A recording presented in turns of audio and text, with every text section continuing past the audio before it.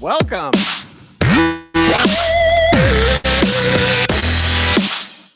If you're in the United States, you're saying it's not dark out. It's not 10 o'clock at night. And you would be right. We're at a special time because we have a special episode today of Mysterious Forces Live. Thank you so much for tuning in. It is 7 o'clock p.m. GMT plus 1. It's 2 o'clock p.m. on the East Coast. And it's 11 o'clock a.m. on the West Coast. Welcome, everybody. It is Tuesday, June 25th, 2019. And boy, do I have a hot guest with a hot topic today. I'm used to saying tonight. I have to correct myself. So I won't, since we have such in-depth content for today's show, and we have a lot of this is deep. It's full of a lot of facts. There are a lot of players involved, and I don't want to soak up too much time babbling at the top of the show like I normally do, but I do want to thank you for tuning in. And if you haven't already, please like and subscribe down below and hit the bell so that you know when we're going to have a new show. And I've been having some momentum and picking up some new subscribers lately. So if you're a new subscriber, thank you so much for your interest. And if you're an old subscriber, thank you for being here and hanging in with the show. I'm edging my way towards 1,000 subscribers, and it wouldn't be possible without your help. So thank you so much. I am going to do one bit of self-promotion here. I have secured my booth at the International UFO Congress this year. It runs from September 4th until the 8th in Phoenix, Arizona. And that's local to me. I live in the Phoenix area. So I'm going to be there on home turf. I've got a booth. I'm going to be conducting interviews. I'm going to be giving away some promotional swag. And I'm going to have some other proprietary merch with original artwork created just for Mysterious Forces Live. So look forward to that. Come to the International UFO Congress this year. Check out everybody. Check out the website. There's a ton of people there. Jeremy Corbell is going to be there. Richard Dolan and Tracy Dolan are going to be there. There's a whole bunch of people, so it will be quite the event. But on to today's topic. As everyone knows, the Wilson document leak has been hot news within ufology over the last couple of weeks. There's been some initial release of the information, and then people going back over it, some additions made. And in the middle of all this information also came kind of a, I don't really want to call it a rehash. I think that kind of minimizes it a little bit. But there was the leaked email from, if you think that I was going to get through this episode and not have notes, you're crazy. Oh my goodness. Let me just make sure. I just want to make sure that I have this correct, and I don't want to misstate anything.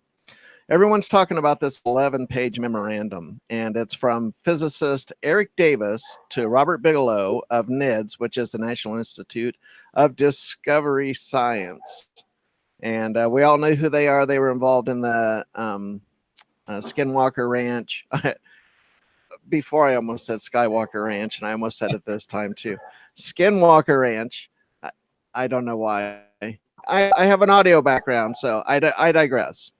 I'm going to stay on topic here. So we have this 11-page memorandum. Linda Moulton Howe published this on earthfiles.com, and she also had some pictures that I included with some of my social media. So at My Forces Live on Twitter, you will see some of the photographs from this. And the subject line in the memo was titled Revision of Memo 22301, Kit Green's Professional Evaluation of the Alien Autopsy Film and Video and Other Related Material. And if you're wondering who Kit Green is, it's Christopher Kit Green. He is an MD, PhD. He's Dean of Asia Pacific of Wayne State School of Medicine in Detroit, Michigan. And more significantly, maybe not in terms of his career, but for the context of this story, he was briefed 3 times by the CIA on the purported alien autopsy film. People who were involved in this circle at that time were Hal Puthoff and Jim Westwood. Everyone knows who Dr. Hal Puthoff is. There was also a Colm Kelleher. He's a PhD. He was a field investigator with NIDS. And in this leaked email, he was the person asking Kit Green the detailed questions. There had been some previous material released, and they had felt that Kit Green himself had answered in haste and not gotten into detail on some of what he was saying. So if you don't know, this ties in with the Ray Santilli film. He has Merlin Productions, and in the summer of 1995, some of the photographs that Linda Moulton Howe has been using were provided by Ray Santilli to her. Not to confuse the issue, there is a fictional film, a Hollywood film, that was released in 2006 called Alien Autopsy, and that was directed by Johnny Campbell and written by William Davis. And that was a fictionalized Hollywood account of the making of said hoaxed autopsy film. And I actually picked that up in a bargain bin a couple of years ago and watched it and have that in my collection. So I was familiar with the film before all this cropped back up. Now, Santilli, he had a partner, Gary Schofield. And on April 4th, 2006, there was a documentary on Sky. And this television show was Investigates, and that's EAMONN. Eamon Investigates, Alien Autopsy. Ray Santilli was interviewed. Gary Schofield was interviewed, and they admit that they recreated the autopsy film that Santilli claims that he saw in 1992. So Ray Santilli claims that he viewed an authentic alien autopsy film in 1992, and then later on went on to recreate it and slipped in the only remaining viable clips, or one clip of the actual autopsy, into the midst of this recreation. So that's the frame up for this. Now, how this really plays out in terms of Mr. Mantle being on the show today, Philip Mantle, he wrote the only book about this whole subject at the time. And he wrote a book called Roswell Alien Autopsy, The Truth Behind the Film That Shocked the World. It's on Flying Disc Press, and Flying Disc Press is his publishing company. And if you're wondering, this is the same Philip Mantle that is mentioned in the emails between Colm and Kit Green. And so there's reference material, there's photographs, there's all kinds of things that are relevant to this conversation. But I'm really happy to bring you someone who was directly involved, interviewed the parties, saw the evidence, and wrote a comprehensive book about it. And we're here to get his perspective today. I know that was a long introduction, but I didn't want him to have to go back and retrack and frame this up. So without any further ado, Mr. Philip Mantle, thank you so much for being on Mysterious Forces Live. My pleasure, to Natasha, and good evening to everyone. So can you just kind of start at the beginning in terms of your perspective on the story, when you were contacted, and how you got involved in this topic? Absolutely. I mean, we go back now to 1993. And at that time, I was, among other things, the press officer for the British UFO Research Association. And a letter crossed my desk, a paper letter, no emails in those days. And it was from Ray Santilli, Merlin Productions. The letter basically asked if Bufora could assist in the making of a UFO documentary. There was no mention of Roswell or alien autopsies. So it was, kind of request we were used to getting. So I replied, provided some details about the association, and what we could do. So we had a couple of things go backwards and forwards before I then spoke to Ray Santilli on the telephone.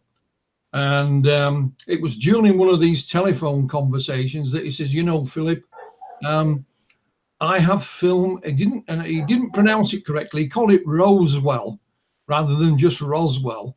Okay. And not only that, I have, you know, the creatures, the aliens being dissected. So the natural instinct, I think, for anyone would be to say, well, show me.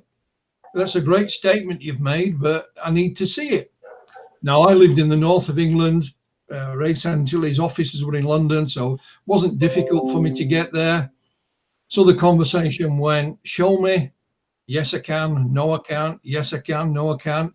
Anyway, I happened to be at a presentation in London, which wasn't far from where Ray Santilli's offices were. And we actually hosted an evening with Travis Walton and Mike Rogers, who were in the UK to promote the movie Fire in the Sky. Oh, interesting. So I invited Ray Santilli along to the evening. And after the event, we had a chat. And he told me, he said, Philip, I was in, you know, Cleveland, Ohio. I buy and sell film and music and this kind of thing. And I met this elderly gentleman, and I bought an old clip of Elvis before he was famous. And before I was leaving, he says, if you think that's good, I have some film of the Roswell UFO crash. I used to be a photographer for the military. So Santilli said he took an internal flight to this gentleman's house. They literally set it up on a reel-to-reel and showed it on the wall. And they shook hands on a deal there and then. So again, I said, show me. So he said, okay, we'll make arrangements. This went on for over a year. And in the end, I gave in. I said to Ray, I just can't believe you anymore, you know. So we moved forward in time to 1995, early part of 1995.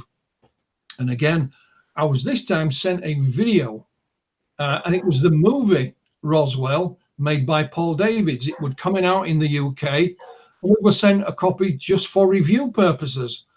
Now, Santilli had given me his business card, and I thought, oh, what if that Santilli gentleman still claims to have this Roswell film?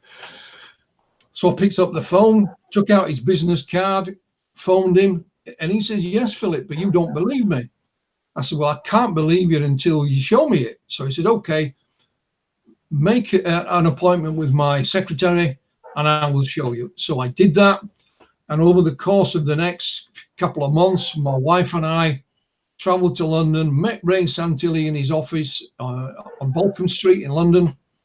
It's just off the West End.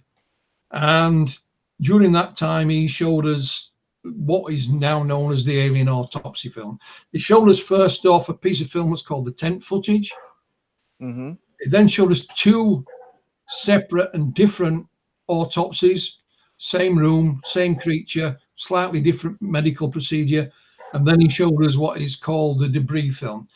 Now, at that point, I asked Ray what his intentions was to do with this film. And he said he was just going to sell it, put it on a video and sell it. He actually asked me to work on his little documentary he was putting together. So I thought to myself, the best way I can look at this film is to get it into the public domain. And then it can be scrutinized by, you know, a million eyes. So I was also Bufora's conference organizer. And that August of 1995, I had a conference already set up in Sheffield. So I just said on the spur of the moment, will you show the film at our conference? To my surprise, Ray said, yes, if you'll help me investigate it. We shook hands, with no contract, no money involved. And the first time it was seen in public was at our conference that August by Ray Santilli. The very next day, it was shown on Fox and television stations around the world. Okay. And that's how it all started, Natasha. It's that, you know, literally, you know, I can remember it as if it was just yesterday. Right. And that Fox presentation was the Alien Autopsy show hosted by Jonathan Frakes. Is that correct? That's correct. Alien Autopsy, Fact or Fiction. Right. And it was such a success that the producer, a chap by the name of Bob Kiviat, was almost ordered by Fox to make some more. So he ran extended editions. It was that popular. And when it came out on video later that year, I think the video sold in bucket loads as well. But, you know, Ray sold it to other broadcasters. It was shown on Channel 4 here in the UK. It was shown in Russia, for example. It was shown around the world, and they all made their own documentary or discussion or whatever. So they were all different. But the main one was Alien Autopsy, Fact or Fiction. I think you can still see it online now. Oh, absolutely. Oh, no. Yeah. So when you went to Ray Santilli's office, you and your wife, and you saw the film shown in his office, was that the first generation print, or do you think that was the recreated, augmented film where they used only a small part of the original? No, the first piece of film we saw is called the tent footage. Now, that's not being broadcast on television. It's a piece of film which is black and white, runs for about 12 minutes. And basically what you see on the screen is a creature lying on a table, but it's covered with a blanket. So you see the head, the hands. To the far side of it are two men in white coats who appear to have some kind of knife in their hands, and they've got some fleshy material. Occasionally, to the front of this, there's a man walked in front of the camera with his back to it. The camera's static, and then to your left, there's an old lamp hanging up. Now, what Santilli told us was that this was the creatures recovered actually on site in the desert of New Mexico, and this was the first time they were examined before they were taken away. So that was the first film that was shown to me and several others, not just me. The following weeks, Ray Santilli showed us two separate and different autopsies. It's the same creature with the 6 fingers and 6 toes, same room, same looking personnel with the white suits and the covered head, but slightly different medical procedures. And then the fourth piece of film he showed us was what was called a debris film. This is supposedly bits of wreckage from the actual crash site. So we didn't see them all in one go, Natasha. They came in segments. So, and that was over a period of a couple of months in early 1995. So did Santilli tell you that he had recreated the original film and had inserted only that small original portion, or did he portray this as the original film to you and your wife? No, what he showed us, all 4 films, he portrayed and told us that these were the genuine article. What we were looking at was the real film that had been transferred onto video. Now, the tent footage, to my surprise, Ray actually gave me a copy of it on VHS to bring home, which I still have here today. I don't have a VHS player anymore, but I still have the video, you know. And why he did that, I don't know. He just surprised me and said, "Here, take that copy home," which I did, you know, and I've kept it ever since. So, but he definitely told us 100% that what we were looking at was the genuine article. That the only difference was it had been transferred onto video. Right. So this is a non-scientific question. This is not a question based on evidentiary procedure, but I want to ask you about your personal perceptions and opinions and your intuition. Did you feel like Ray Santilli was a player and was a hoaxer, or did you get the impression yourself that this was a straight shooter who was telling the truth? Well, my instinct was, you know, we'd been talking to Ray for about 18 months on and off, mentioning film and footage. If you also go back to the Roswell story in general, it was always alleged that film and photographs were taken. Now, Ray, to me, was a small-time businessman. You know, he certainly wasn't, you know, by the look of him in his office anyway, a rich man in any respects. He was a buyer and seller. He never made anything sort of, you know, authentic himself. If you know, he would license this, and, you know, go to someone's back catalogue if they'd been a singer and license that, then sell it on to someone else. A great Elvis fan. And I remember sitting in his office one day, and he took a shoebox out, and he was absolutely drooling over it. And it was a box that he bought at auction, and they were all unpublished photographs of the Beatles. You know, Oh, wow. so you know, it was, you know, that was the kind of guy. There was no indication of any fraud, or he was a very affable guy, very, you know, didn't curse and swear. He wasn't, you know, but you know, there was something that I couldn't just put my finger on. But having said that, Ray made it quite clear from the beginning that his intention was, in his words, to commercialize this film. And it was his film to do with as he pleased. You know, of course it was. So he made no secret of that, Natasha. And, you know, he always, up to a point, further in the future, whenever he said he'd do something, he did it for me. But that ran out, you know, pretty quickly. Promises of certain things. So there was no indication that was anything untoward here at the moment.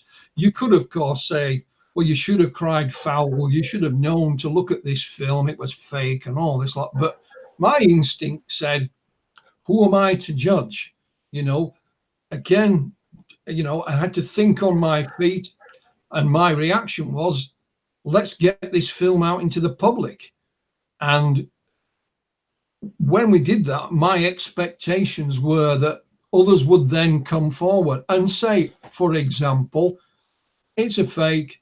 I'm one of the actors in that, you know, and I was paid and we filmed it at this studio. Or someone might come forward and say, well, my grandfather told me about this film, and I'm sure it's the one he was talking about, or something else in between, you know. Right. But to my amazement, Natasha, when the film did come out, and bearing in mind it went around the world, there was absolutely nothing. None of that happened at all. There was lots of arguments between UFO researchers, but no one came forward and said, you know, I supplied the props for that. That was filmed at my studio, or, you know, I processed the film and it's a fake or it's real. None of that happened. So, you know, I think that I did the right thing. Let's put it that way.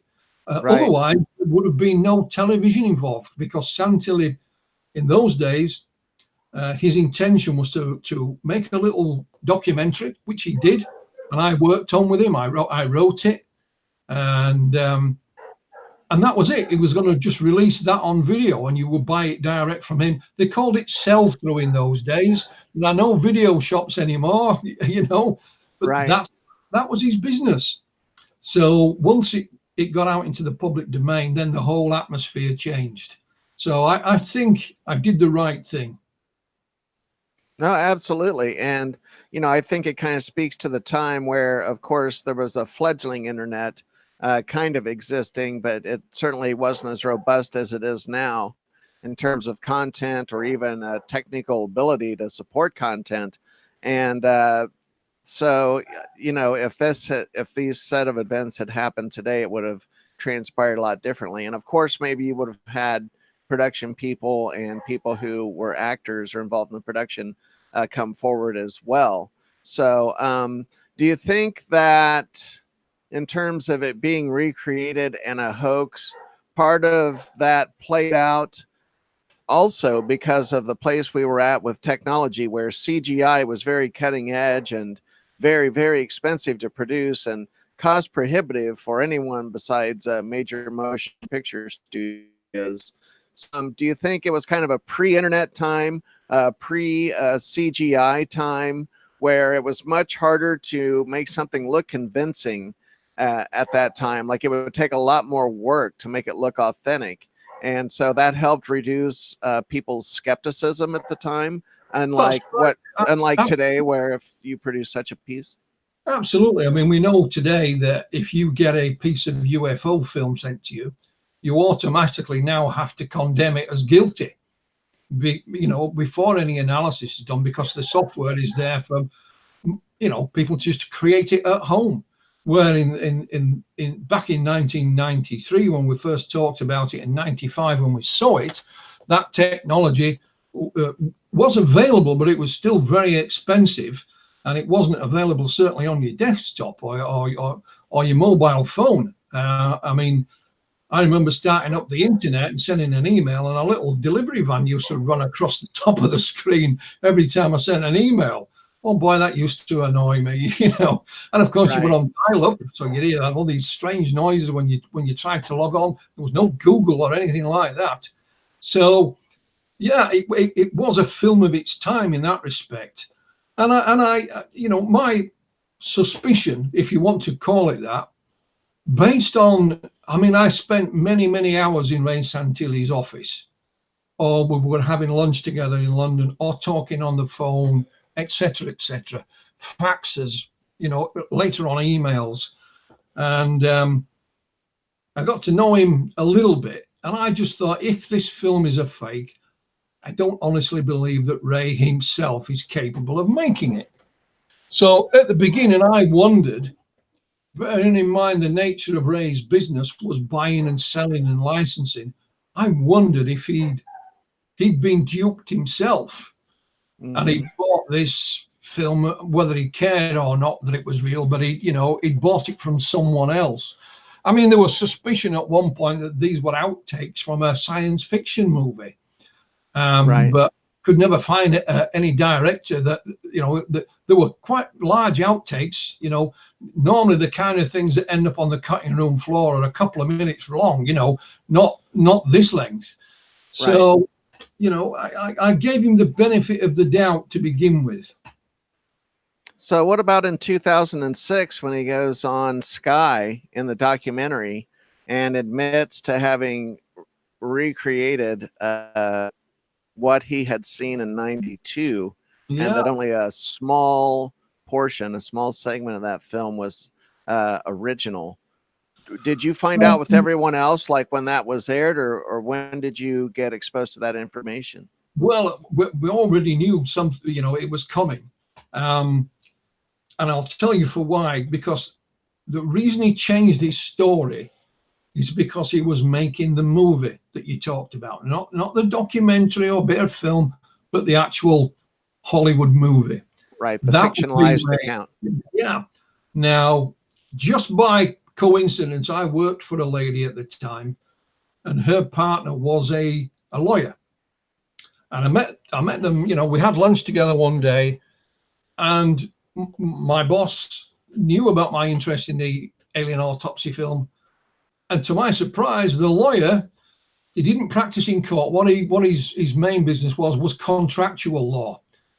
And he says, oh, and he just so happened to have the contract in his briefcase for the alien autopsy movie, which included Ray Santilli and Gary Shoefield and so on. So through that, I got to contact the film company that was making it, which was called QWERTY Films. And I got to know one of their executives. And I had a very kind of bland conversation with them, Natasha. I didn't ask them any direct questions. I kind of just fuzzed around. And then all of a sudden, I slipped in a couple of little questions. And lo and behold, they gave me the answers. One of the answers they gave me, and I knew who was working on it anyway. I said, who is doing your special effects? And they said, oh, it's John Humphreys. John Humphreys has made the dummies for us, and he also made the dummies for Ray Santilli. So I already knew that, but I had no confirmation of it, and this was in an email. So so I already knew what was coming with Ray. I met him in the meantime. I went to London and met Ray and Gary and had lunch with them, and I actually told them what I knew, and you should have seen the look on their faces. You know, they were astounded. So it didn't come as any surprise at all. Now, we'd already proven part of the film to be fake. That is the first piece of film that I mentioned called the tent footage. A few years down the line, a gentleman came forward by the name of Keith Bateman, and Keith told us how he used to work with Ray on projects, and they had a bit of fun together. And somebody mentioned Roswell footage. Keith actually went away and made the tent footage in a farm in Bedfordshire, and he took that to Santilli and said, "How about this?" And Santilli said, "That's no good. Go away and get me a budget for a better film."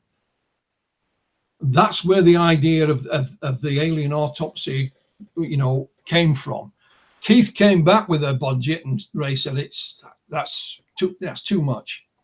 But he kept hold of the tent footage and he used that as bait. So, we'd already proven part of the film to be a fake. And what I used to do every now and again, Natasha, I would say I'd shake the alien autopsy tree and see what fell out of it.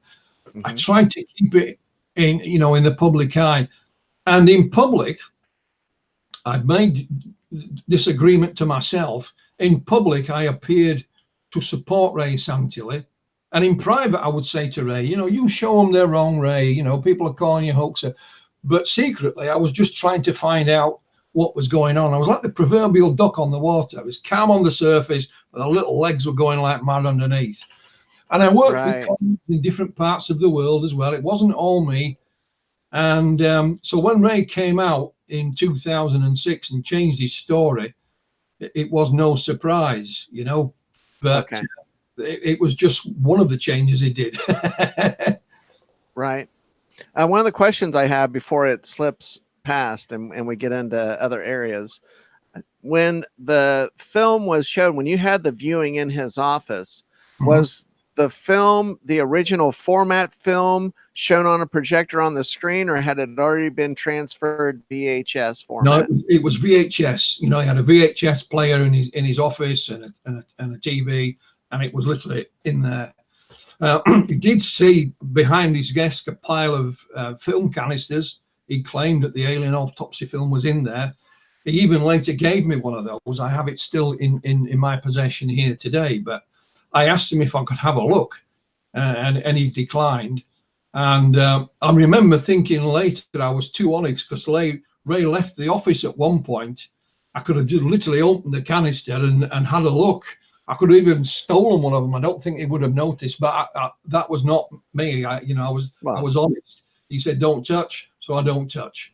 Oh yeah, no, that obviously that wouldn't be anyone, at least anyone legitimate, their first instinct. So now, just to be clear, were those copies that were behind his desk in canisters, or were those, to the best of your knowledge, original prints? That's what he claimed, that the film canisters that were stuck by his desk, in those canisters, I mean, there was a pile of them. I don't know how many, but it wasn't one or two. There was a number of them, that the actual alleged real alien autopsy film was in those canisters there and then. That's crazy. It's hard to imagine, if it was authentic, treating it in such a haphazard way, that it wouldn't be kept in a climate-controlled environment behind a lock and key somewhere. When you were in Ray's offices, it wasn't an office, it was over several floors. A lot of his videotapes that he had were all kept rather neat and tidy. The place wasn't a mess. There wasn't junk piled up here, there, and everywhere. So they kind of stood out a little bit. It's almost if they were put there to impress, as a prop to show you, to try and convince you. Kind of a conspicuous showing of assets to kind of impress. I get it. Yeah. Yeah. So when did you, I threw some of these up on Twitter just to generate some interest. There's some photographs going around of special effects folks, someone with the mold. There's a couple of photographs. They look like Polaroids. I could be mistaken. but they're molds with the alien dummy in there, and you can see production lights and cameras and equipment in the background. Where did those come from, and when did you find those? Well, I don't know about that, but I'll tell you what we did find. Oh, okay. I was contacted at one point after I'd written an article for UFO magazine, and that was published here in the UK. It was a newsstand publication, published and edited by Graham Birdsall. Graham sadly no longer with us. A gentleman called Simon emailed me, and he said, I didn't realize, this was early 2000s, didn't realize any interest in the alien autopsy film anymore. I said, yeah, but perhaps not in public as much. Anyway, Simon gave me his phone number, and I spoke to him, and he said, well, actually, my friend's the guy that made the dummies. I said, okay. So we eventually arranged to meet in Manchester, which is about an hour from where I live. We met in a cafe there, and I spoke to Simon at length. He wouldn't tell us who this gentleman was, but either by accident or on purpose, he let slip one of the projects he'd worked on. Probably mean nothing to an American audience, but here on Channel 4, there was a very successful TV show called Max Headroom. Oh, the absolutely. Character was the head, the thing that talked was originally made. And I found out who made it, and it was a sculptor called John Humphreys. So I tracked John Humphreys down. He, at that point, was interested in telling all. So naturally, to me, I put him in touch with Bob Kiviat, the producer of Alien Autopsy, Fact or Fiction. And Bob was in discussions with him and his agent, for want of a better word. And at one point, John said, it's not me you should be talking to, it's Spiros. But we had no second name.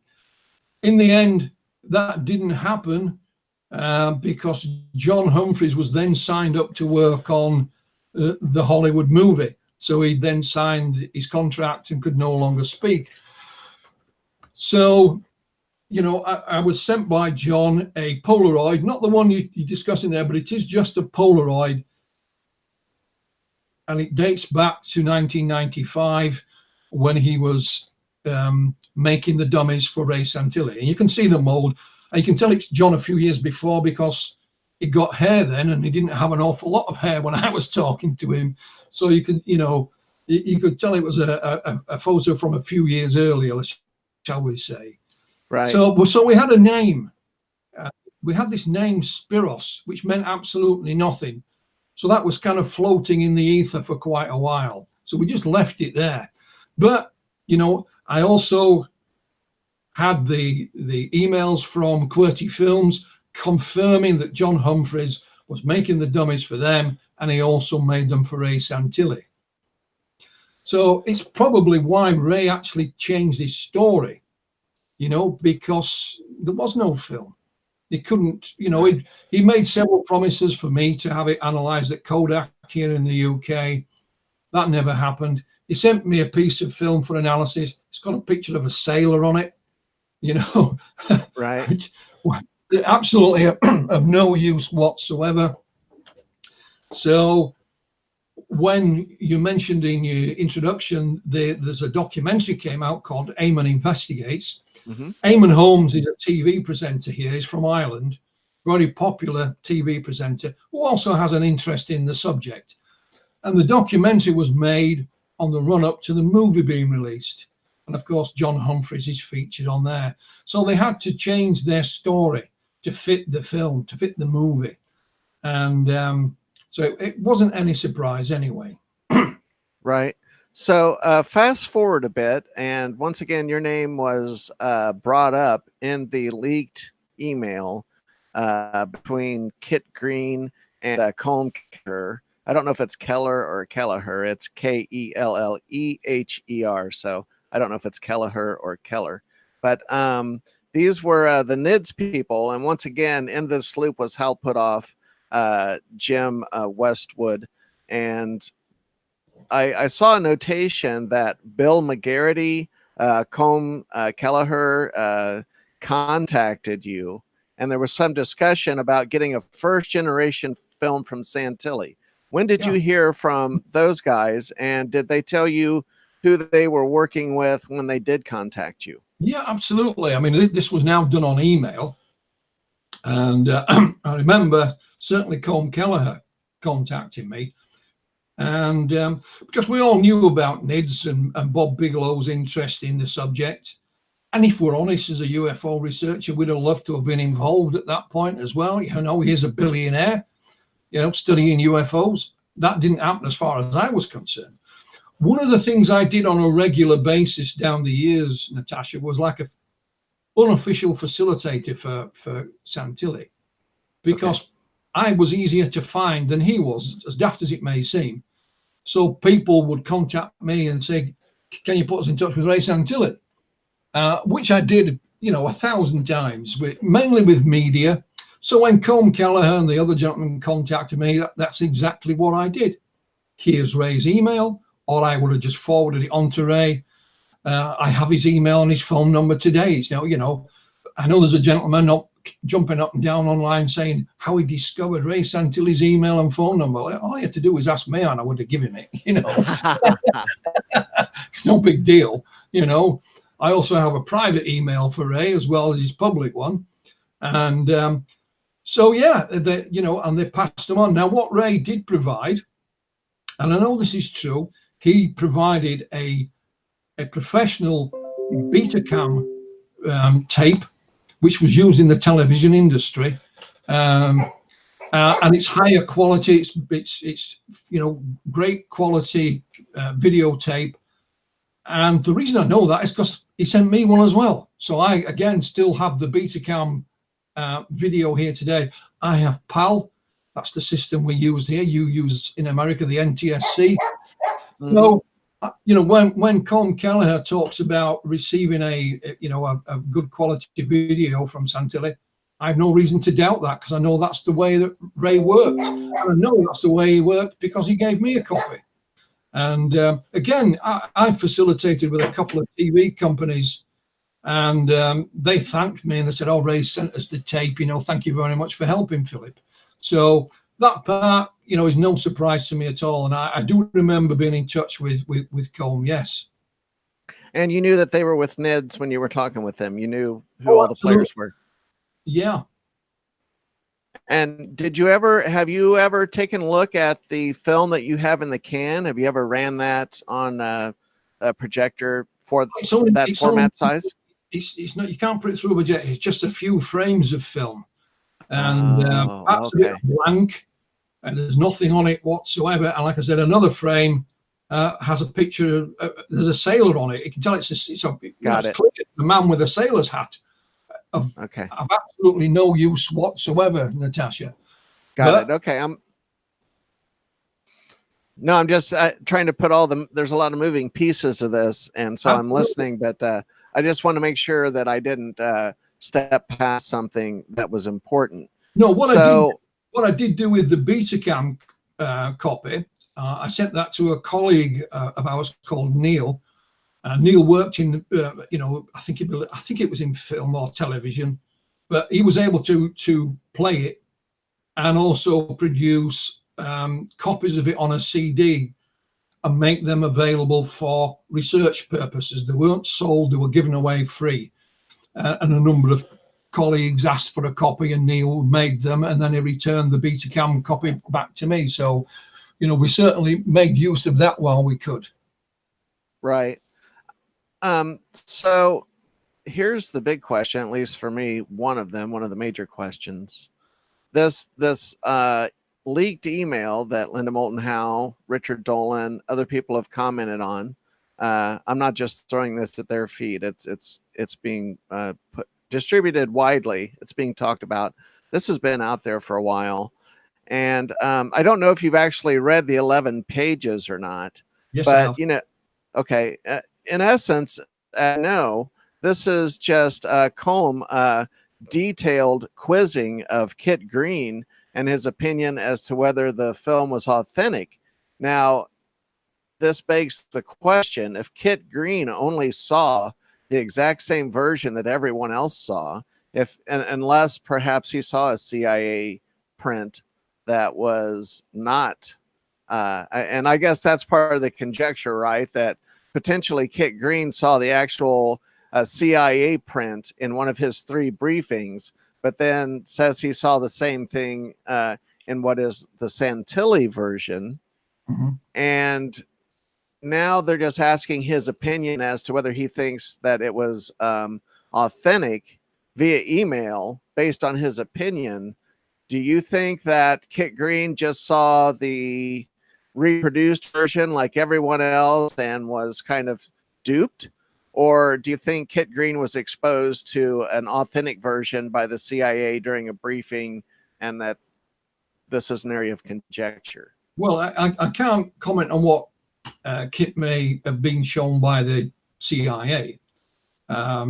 What I can say is he actually says in this 11-page document that what he saw and the alien autopsy film made, with Santilli's film, were the same, which of course is impossible because he was talking about something he saw back in the 1980s, and the alien autopsy film was designed, conceived, and made in 1995. So, it could not have been the same unless he had a time machine, no disrespect, but it could not be the same. Now, I'm not saying he's lying. I would not accuse the gentleman of lying at all. No. Simply because in my book, I also interview a number of people there, or have information from a number of people there that also said they'd seen this film prior to 1995. However, none of them, including Mr. Green, as far as I'm aware, went on the record prior to 1995. No one went on the record until after they'd seen it on television. I even have one lady who lives in Florida who I met in person. She was an award-winning documentary filmmaker, now retired due to ill health. She said she even saw the same creatures in an abandoned lime grove in Florida, complete with pot belly and muscular arms and legs and 6 fingers and 6 toes. And I thought, well, that's great, but you can't have done because it didn't exist, I'm afraid, until 1995. And if you go back through the UFO literature, Natasha, which I did, there are no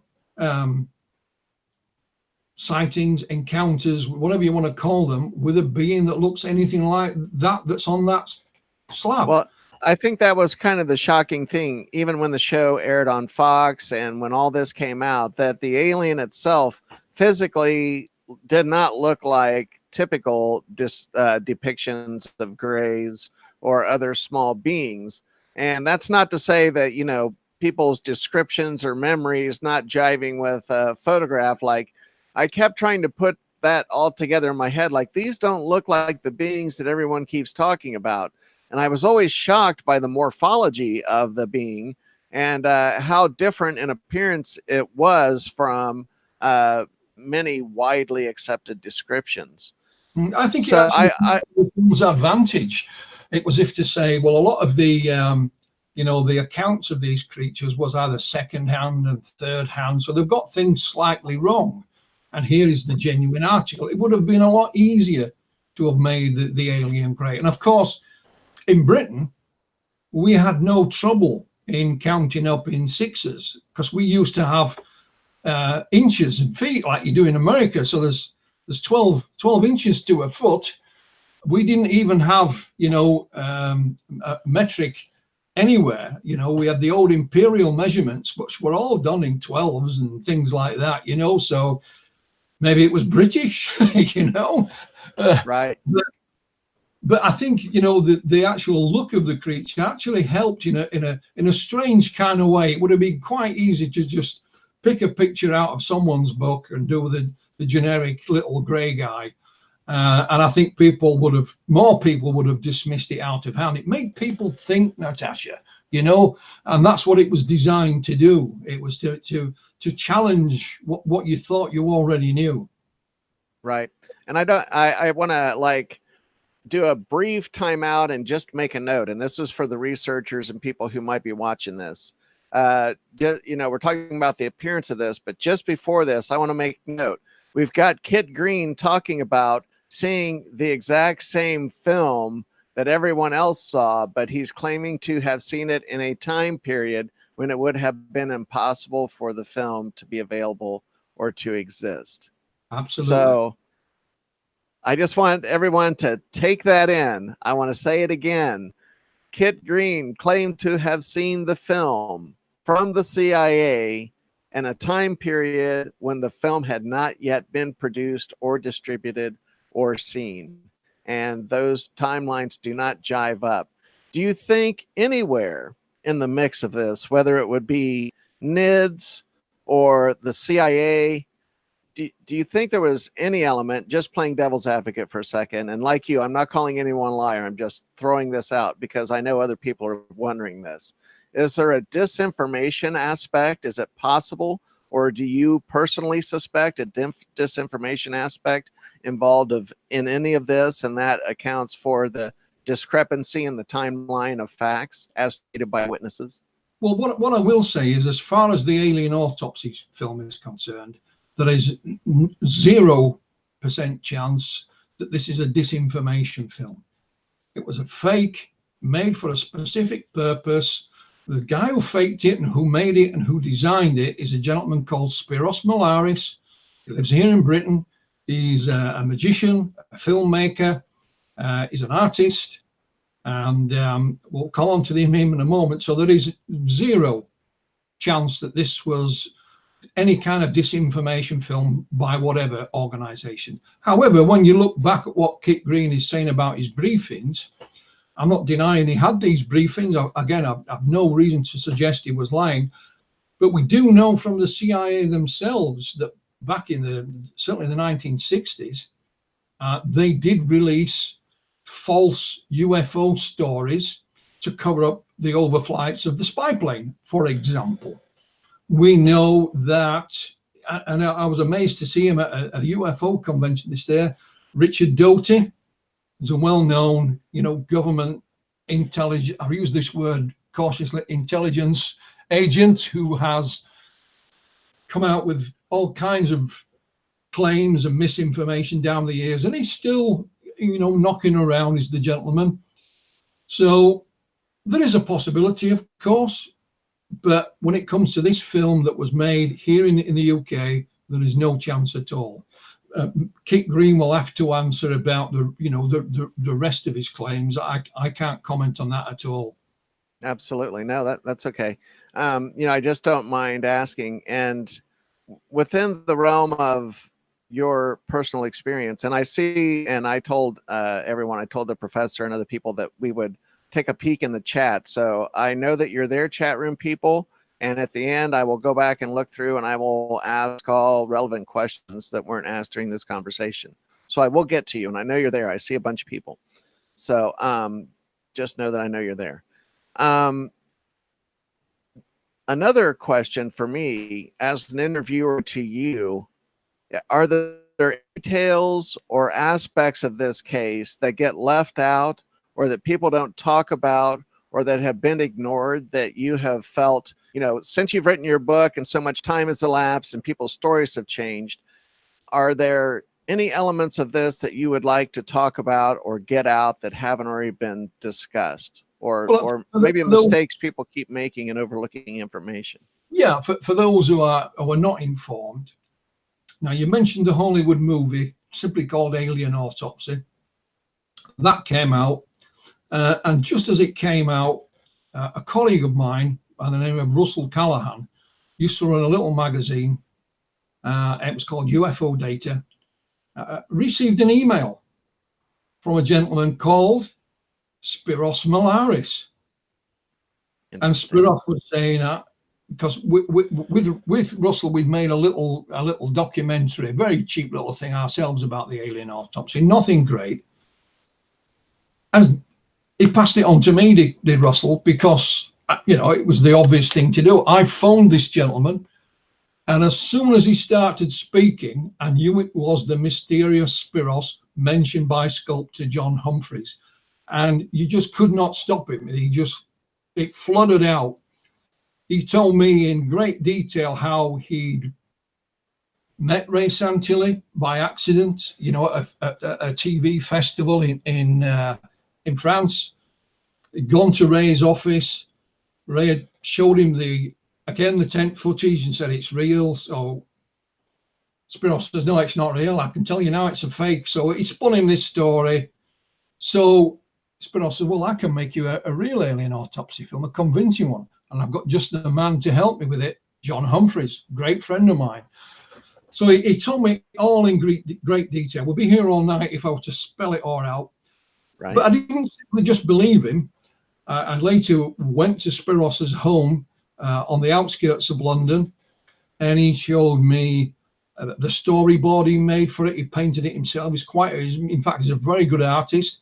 He showed me his diaries from the time, meetings with Santilli, etc., etc. Huge files of research. He showed me faxes he had from Kodak. Remember, when this was being prepared, it was still the early days of the internet. So, the fax machine was still well in use. And the fax machine was telling Spiros which edge codes to use on the film to say it was from 1947. He even had a pile of pictures of US military vehicles. And he showed me one. It was a truck that was facing to you with sort of side on, but you could see the back of it. He says, I was actually going to make, as well as the alien autopsy and the debris, I was going to make a UFO crash with President Truman. Somebody once asked Santilli right at the beginning, what convinced you it was real? He says, when you saw Truman on the film, he said, it was so clear you could read his lips. Of course, Truman is not on any film, but right. Spiros wanted to get an actor and have prosthetics done and make him look like Truman. And of course, there'd be no soundtrack. And he'd even got the details of a disused go-kart arena where all this was going to be built, and he was even going to build, out of wood and so on, this truck. And of course, the reason he wanted to use this truck is because you could see its license plate on the back. So he said, then if you go and check that license plate with whatever department in America, they'll say, yeah, that's real. But that never happened. But, so he had a pile of research material that he could show me. So what I'm saying is he could back up with documentary evidence what he told me previously on the telephone. And there was no doubt that Spiros and John Humphreys and others made this film for Ray Santilli. The only difference in the story is that Spiros said this was supposed to be an experiment. I'm a magician, amongst other things. The plan was to release this film and then 6 months or so down the line, raise our hands and say, we made it, in the hope that we get a round of applause and his little film business would then get some more work and so on. John Humphreys, the sculptor, would get work. However, he said, I handed it all to Santilli. He kept saying, oh, I've never made my money back. And he said, I just forgot about it and went on with my business.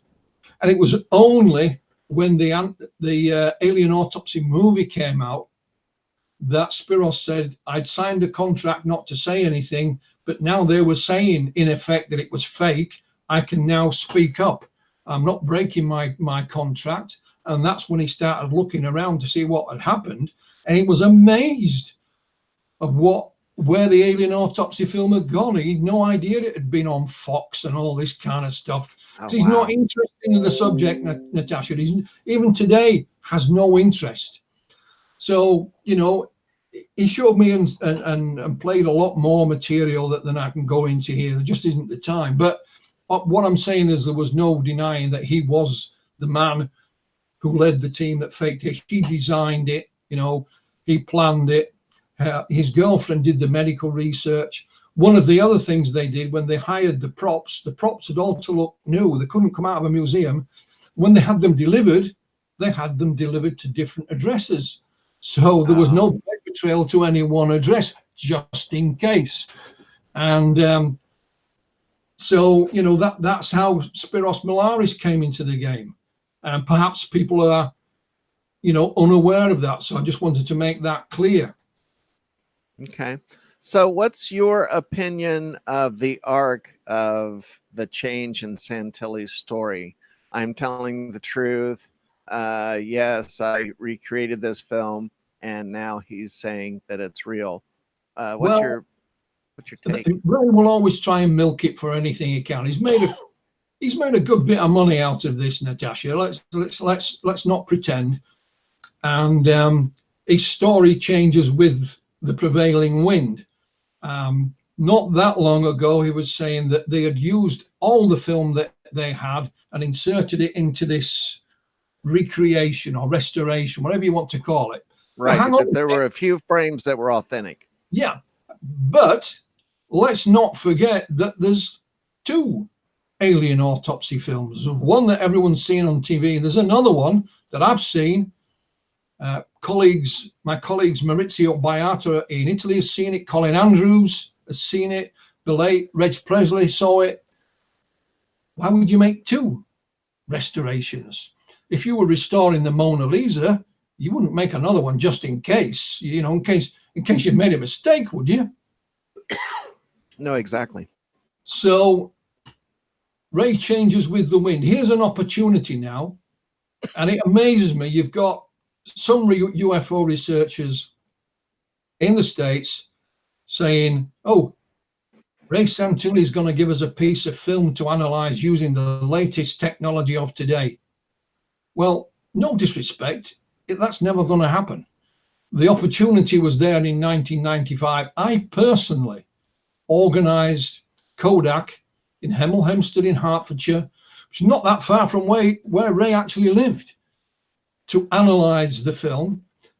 Just near where Kodak is the British Film Institute, one of the biggest archives of film anywhere in the world. They were prepared to help free of charge.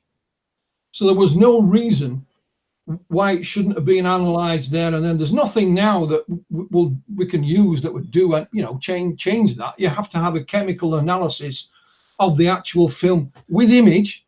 So it has to have an image of the creature on it. And then Ray, when I last met him, said, oh, I really do have some film. Here it is. And he produces this large round disc with about a dozen frames of film encased in it.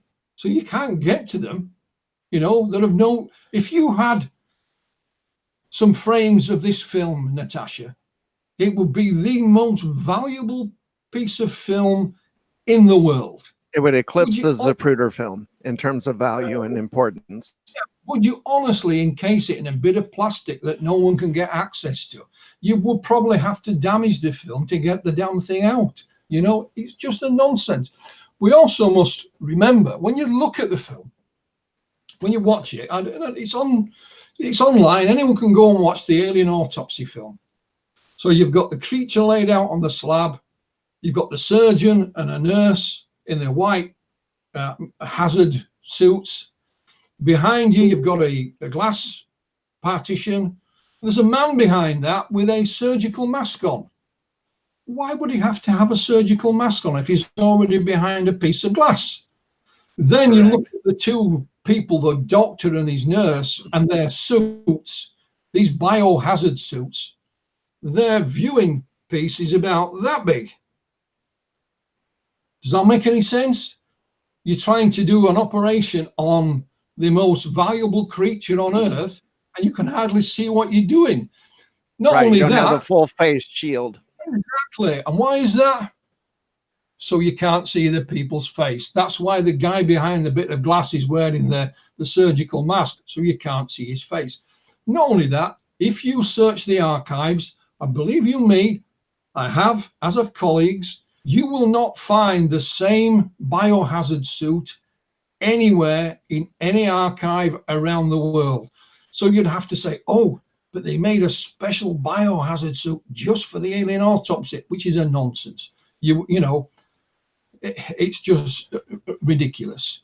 So those are just little things that hit you right in the face now. So there you go. They're just things to think about. No, that's a lot of things to think about. So do you think that anyone, and and I don't want to disparage anyone here. There are people that I know and respect that have chimed in on the potential veracity of this film. Do you think that anyone that thinks that there is any authenticity to that film is just simply mistaken? Well, I mean, I watched Linda Moulton Howe's presentation, and she 1000% was saying it was authentic, based purely on this memo that's been released. A memo, of course, that as yet, as far as I'm aware of, I may be wrong, but as far as I'm aware of, has yet to be authenticated as being the genuine article. I suspect it may well be, but that's just my opinion. It's not proof. So Richard Dolan chirped in, and I had some correspondence with Richard, and he seemed to be going in the direction it's real. Then you have Grant Cameron saying, "Oh, we've spoken to Ray Santilli as if it's something fantastic, as if he's just come out of a monastery somewhere and he hasn't been in touch for 20 years, And he's agreed to give us a piece of film to analyze using today's latest technology. I guarantee you here and now that will not happen. You know why? Because there is no 1947 film with the creature on it, all the debris for analysis. The only film that they have is 16 millimeter, and it comes from 1995. Simple as that. So they can go ahead and prove me wrong. No, I love it. And that's a great place to come to the point where I'm going to look in the chat room, see who's there. And I know that I have a lot of people in here. I see Jet Petty, BB. I know that Jiggy Paranormal Hood is in there. Sherry, Jean, just want to give shout outs. Fascination Street, Sarah, hope you're doing okay. Happy anniversary, guys.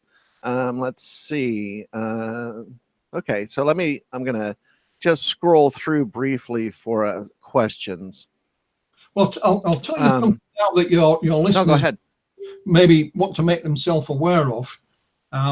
To sort of counter some of the nonsense that's being spoken of about the film recently, what I have agreed to do is for anyone who contacts me, I will give them a free PDF copy of my book. No strings attached, no advertising, just straight, here it is, here's the PDF. Just read it for yourself. And if you want to dismiss it at the end of the day, that's entirely up to you. And I must have sent out about 100 already, and I'm quite willing to provide anyone with a free copy. No problem at all. Yes, you sent me a PDF link, and thank you so much. I appreciate that. As a matter of fact, we're putting that in the chat room right now. So we worked ahead to make sure that we would get this out there. I'm just looking for questions. Jimmy and me, or not Jimmy and Mika, Jimmy and Sarah Pearson have, I believe, 17-year anniversary tonight, and they're celebrating it, and they had dinner, but they're spending their anniversary watching this show. So I just want to say hello. And guys, happy anniversary. I sent Jimmy and Sarah an actual physical copy of the book, and Mika as well, and it's signed with my pleasure. And I hope they have a great anniversary. Yes, absolutely. I do have someone, Davey. Hello, Davey.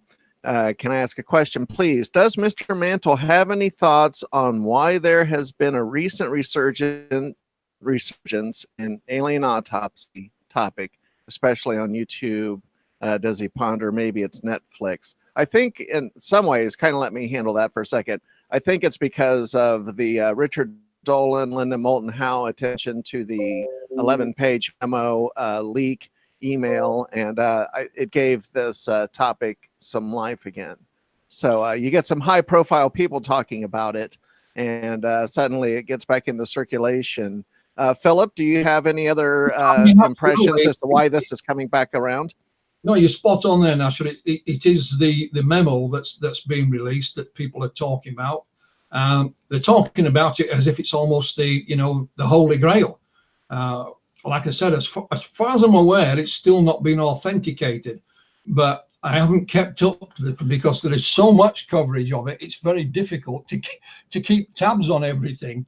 So, it is that's done it, and there are those that think they can reinvent the wheel when it comes to this particular subject and this topic in particular. And sadly, they're going to fall flat on their face, but that's up to them. I wish them all the best. But that you know, you hit the nail right on the head there, Natasha. Thank you. Gray Chapel, I don't know if this can be answered, but I'll ask it just to acknowledge that I am paying attention to the viewers.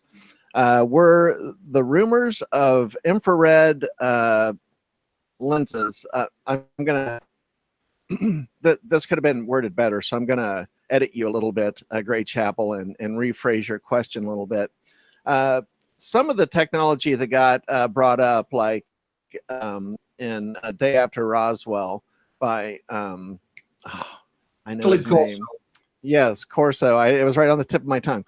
So this technology that he claims was found and then redistributed to defense contractors and other industry entities. They're asking if the CT tech, like the infrared lenses or the night vision lenses, whether those rumors were around before the alien autopsy video or afterwards. And I don't know which came first, the alien autopsy uproar or Corso's book. No, I don't know what year it was published. Yeah, Corso's book came out afterwards. Okay. What I will say is that the various things that Corso claimed that was kind of slipped in from alien technology proved to be incorrect. You know, you could trace the paper trail of these various technologies right back to the design stage and so on, you know, to the drawing board. What I would say regarding that topic in general, rather than any specifics, is do we really, I think we would be naive to think that, let's assume that Roswell was a crash of an alien spaceship. I think we'd be naive to think that we could take bits of that and back engineer it. For it to get here from wherever, however it came, it must technologically be thousands, if not tens of thousands, if not even hundreds of thousands of years in advance of us. And it would be like us taking a flat screen television and sticking it in an ant's nest. The ants would know there's something there, they'd crawl all over it, but they would never be able to figure out what it is. It's the same as far as I'm concerned. This is my opinion. If we had a crashed flying saucer, we would be the equivalent of the ants. We'd know it were there. We maybe can take bits apart and chew on it and whatever, but we'd never be able to figure out how on earth this thing got here, what it was, what that did, you know. So I think it's naive, really. It's a nice story, but I don't think there's any credit to it at all. That's the takeaway quote here, kids. It's a nice story. Yeah. Well, Philip, do you have any other projects in the pipeline or appearances that you're going to be making? Anything at all that you'd like to publicize or let the viewers know about? Well, like I said, I was invited to Phoenix this year for the International UFO Congress, but unfortunately, I'm unable to make a presentation there. Maybe next year, who knows? At Flying Disc Press, I'm a one-man band, so that is just me. But I have published 3 books so far this year by other authors. There are 3 more to come later in the year. There's one out on July the 1st. It's called The Ufology Umbrella by Jason Gleaves. Jason is formerly with the Royal Air Force. And there's more to come later in the year. My research, when I get the time, not just into the alien autopsy, but UFO research in general, still carries on. And I publish some of it as and when I can. I'm trying to write another book, but things like the resurgence of the alien autopsy seem to get in the way. I've been on chapter 3 of it for about a year now. That's all about UFO landing cases here in the UK. And it's something I've been interested in for decades. So my research on that is all literally, I can see it from here, piled up, waiting to go into print, but I'll get there in the end. So it'd be interesting to see where the alien autopsy, saga eventually tails off, because it will. So I shall follow it as best as I can. I've even been contacted today by a lady who said it will make a great a great movie. And I tend to agree. I also think that if we were to do a documentary series tracing the alien autopsy from its genesis right the way through to this recent memo and everything in between, how it's developed, I'm talking about everything that I think that would be great. So maybe somebody might take me up on that offer. I don't know. But we'll just have to see how things go. I try not to plan things too much, Natasha. I've planned my books for release, but I usually find out when I plan things that things go wrong. You know what I mean? I planned to speak to you the other day, and I got the wrong day. No, it's okay. It's great because this has been such a great conversation, and I really enjoy being able to speak to someone who has direct knowledge of the question at hand. And in my opinion, you put this question to rest as to whether this is authentic or a hoax. I certainly believe it's a hoax, and this seems to be just a business investment, a business deal with Santilli, his partners, and everyone else that's been involved over the years.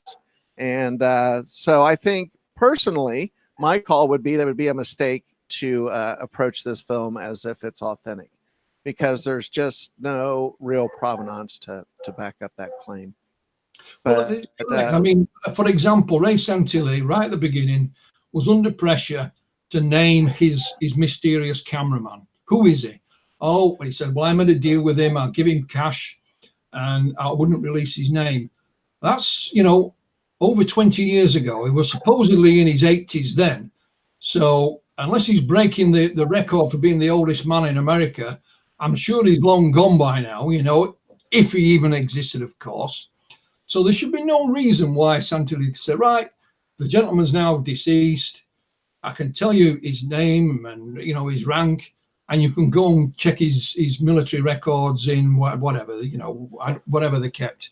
But of course, that's not going to happen because he didn't exist, It didn't exist. There is no such person.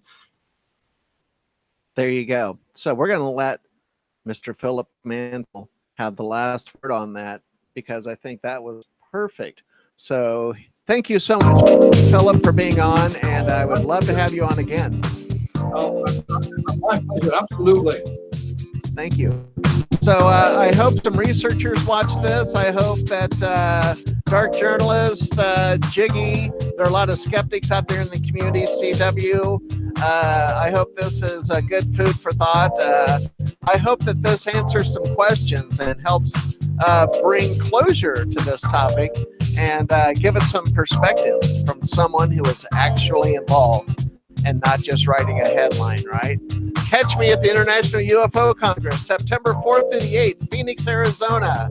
It's going to be down at the Marriott downtown. It's going to be amazing. Alejandro Rojas, Open Minds, everybody in the world we're seeing is going to be there. I'm booth number 6.